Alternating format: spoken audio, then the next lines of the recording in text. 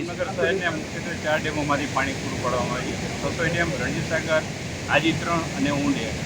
ગઈકાલે જે રાતનો સારા એવા વરસાદના કારણે રણજીતસાગર જે ડેમ છે તે 6 થી 6.5 ફૂટના લેવલે ઓવરફ્લો થયેલું છે.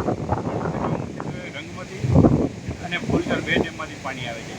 અને વાણિયા, વાગડિયા, હરસદપુર, નારણપુર એ બધું સારા વરસાદના કારણે સવારે લગભગ 7:45ની આસપાસ રણજીતસાગર ડેમ ઓવરફ્લો થઈ ગયેલ છે અને હાલે પણ 6-6.5 ફૂટના લેવલે ઓવરફ્લો ચાલુ છે. જ્યારે ઊંડમાં જાણવા મળ્યા મુજબ 17 ગેટ ખોલવામાં આવેલ છે અને આજી-3માં 5 થી 6 ગેટ ખોલવામાં આવેલ છે. આમ જામનગર શહેરની જે પાણીની જે તકલીફ હતી એ મહદ અંશે એમ કે પૂર્ણ થયેલ છે. ફક્ત સસોઈ ડેમમાં પાણી આવેલ નથી.